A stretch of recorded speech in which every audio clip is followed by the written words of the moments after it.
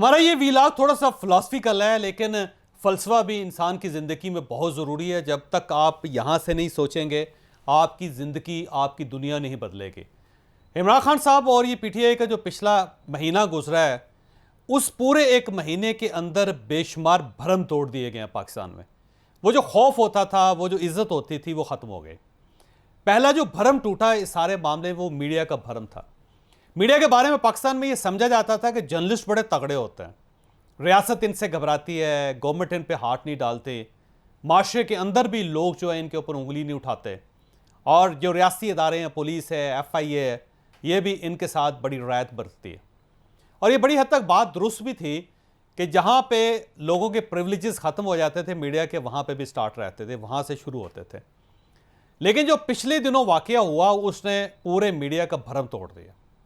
पहली मरतबा पाकिस्तान में हुआ कि ARY यानी एक बड़ा जो चैनल है, उसको बंद कर दिया गया। पाकिस्तान में किसी किस्म का कोई प्रोटेस्ट नहीं हुआ और उसकी बहाली नहीं हुई। इवन हाई कोर्ट से उनको हुक्म भी आ गया कि इसको बहाल किया जाए, लेकिन इसके बावजूद वो बहाल नहीं हुआ। और पहली मरतबा मैंने अपनी प्रोफेशनल ज़िंदगी में देखा है कि किसी अदारे के ऊपर कदगन लगी और पूरी जर्नलिस्ट कम्युनिटी उस पर खामोश रही। कुछ उक्का दुक्का लोग आए, लेकिन वो उस मीडिया के साथ या उस ऑर्गेनाइजेशन के साथ उनका अपना ताल्लुक था। तो एक जो मीडिया का भरम होता था ना, वो इस सारी पोलराइजेशन के अंदर वो टूट गया। फिर सहाफ़ियों के बारे में भी, जो सहाफ़ियों की इज़्ज़त होती थी माशरे में या जो उनका दबदबा होता था, 3-4 वाक़यात ने उस दबदबे को ख़त्म कर दिया। सबसे पहले अरशद शरीफ साहब का जिक्र करूँगा। मेरे दोस्त हैं, मेरे उनके साथ बड़े अच्छे ताल्लुकात हैं, वो मेरी इज़्ज़त करते हैं, मैं उनकी बेतहाशा इज़्ज़त करता। लेकिन जब ARY पे थोड़ा सा दबाव आया, तो वो जिस तरह यहाँ से मुल्क से भागे और बाहर जाके खामोशी की चादर ओढ़ ली उन्होंने, उससे ये पता चला कि जो कुछ हम टेलीविज़न स्क्रीनों पे कहते हैं, उसके पीछे हमारी कोई बेस कोई नहीं होते।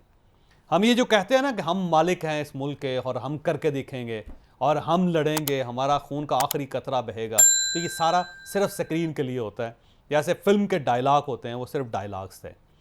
क्योंकि जब प्रेशर आया तो मेरा ख्याल ये था कि अरशद शरीफ साहब को यहाँ खड़ा होना चाहिए, जिस तरह हामिद मीर साहब खड़े हुए, जिस तरह नुसरत जावेद साहब खड़े, बड़े जर्नलिस्ट हैं जिनकी मैं मिसाल दे सकता हूँ कि मुश्किल तरीन हालात में भी उन्होंने मुल्क नहीं छोड़ा, अपना घर नहीं छोड़ा और वो डटे रहे, मैदान में खड़े रहे। तो मेरा ख्याल ये था कि अरशद शरीफ साहब को डटे रहना चाहिए था। लेकिन वो जिस तरह फ़रार हुए, तो जो मीडिया का एक भरम था कि ये लोग डट जाते हैं और फिर इनके साथ इनके साथी खड़े हो जाते हैं, वो भरम टूट गया।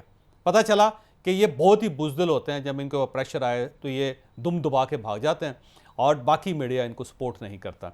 इससे पहले मेरे जो दूसरे दोस्त हैं साबर शाकर साहब, वो इस सारी सूरत हाल से पहले ही मुल्क से बाहर चले गए और वहाँ बैठ के अब वो पूरी कौम को बता रहे हैं कि भाई साहब, कोई आप इस मुल्क की हालत बदलें, और ये कह रहे हैं कि आप टकरा जाएँ इस्टेब्लिशमेंट के साथ, और साथ साथ वो नाम भी ले रहे हैं लोगों के और उसका पूरी कौम को मैसेज दे रहे हैं कि वो गलत हैं और ये इमरान खान ठीक है। जबकि खुद वो मैदान से दूर एक ऐसा कैप्टन है कि जिसने जहाज़ को अपने हवाओं के रहमो करम पे छोड़ दिया और ख़ुद वो नीचे कश्ती में बैठ के ऊपर से इंस्ट्रक्शन दे रहा है कि बरादरान अजीज़, मैं खुद कश्ती के अंदर बैठा हुआ, लेकिन इस जहाज़ की हिफाजत करना आपकी ज़िम्मेदारी।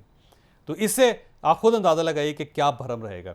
और दूसरा, जो जमील फारूकी साहब के साथ जो कुछ हुआ, उसने भी मीडिया का रहा साहब भरम ख़त्म कर दिया। पहली बात तो ये कि अगर जमील फारूकी साहब के साथ ज़्यादती हो रही है तो मैं उसके साथ खड़ा हूँ, उसके साथ ज़्यादती नहीं होनी चाहिए। लेकिन अब सवाल ये है कि जो कुछ वो करते रहे हैं, क्या वो जर्नलिज्म है?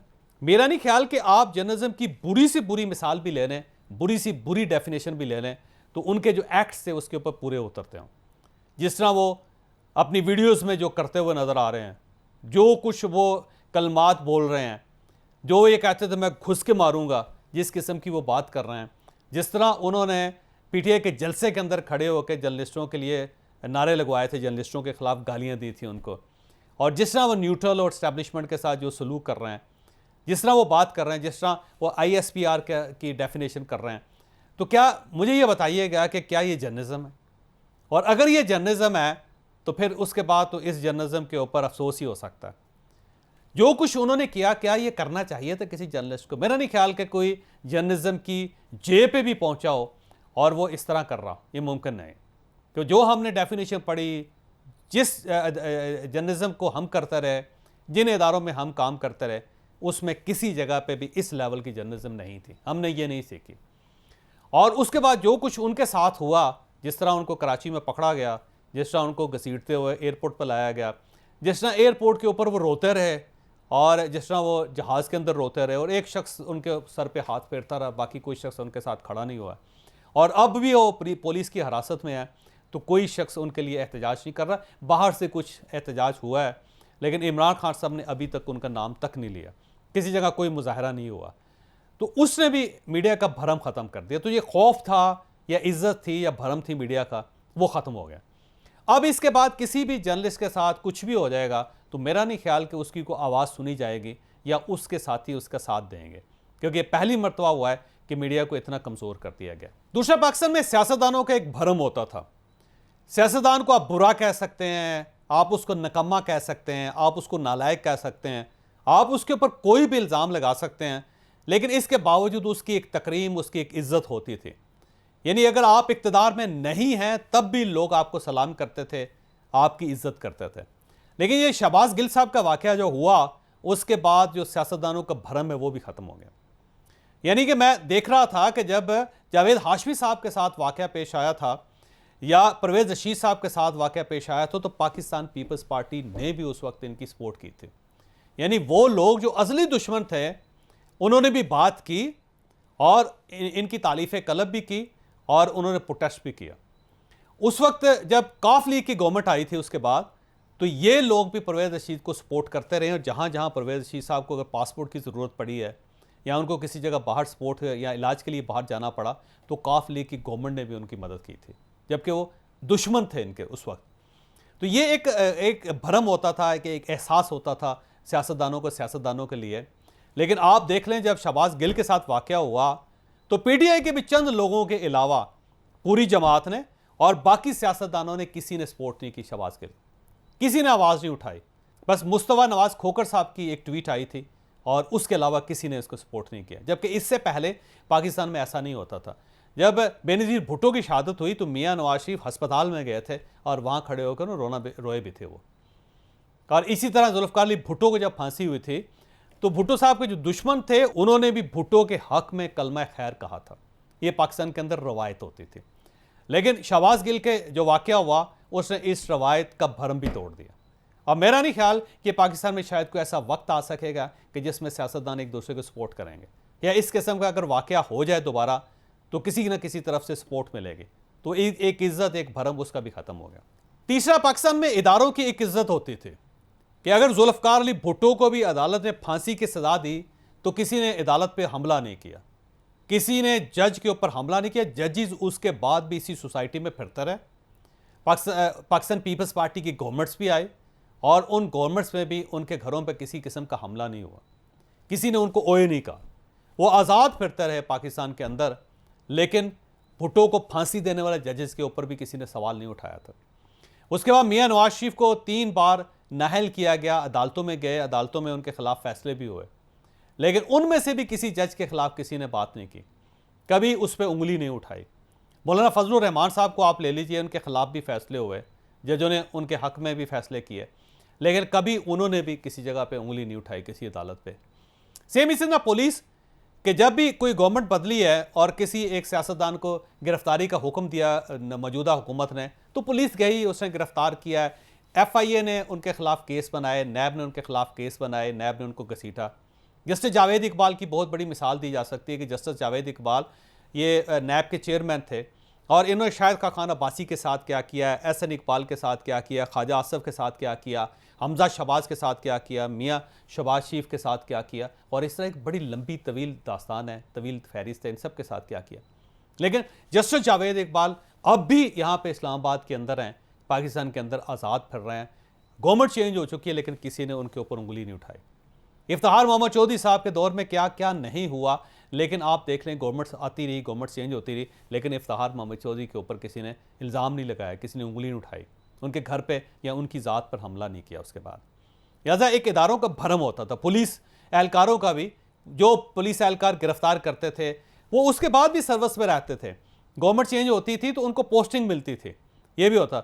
यानी ये नहीं है कि आपके हक में अगर पुलिस ने काम नहीं किया तो आपने OAIG या DIG कहा, या जब आपकी गवर्नमेंट आ गई हो तो आपने किसी DIG को पकड़ के फांसी लगा दिया हो या किसी IG को आपने जेल में फेंक दिया, कभी ऐसा नहीं हुआ। लिहाजा इदारों का एक भरम, एक इज्जत होती थी इस मुल्क में, तो ये पिछले 2 महीनों की कार्रवाई के दरमियान इन इदारों की इज्जत भी ख़त्म हो गई, वो भरम भी ख़त्म हो गई। यानी पंजाब के अंदर अब सूरत हाल ये है कि पंजाब में जब चौधरी परवेज़ इलाही साहब की गवर्नमेंट आई तो उन्होंने उन तमाम पुलिस एहलकारों को मुअत्तल कर दिया या उनको माजूल कर दिया जिन्होंने पिछली गवर्नमेंट के कहने पे 25 मई को लोगों की गिरफ्तारियां की थी।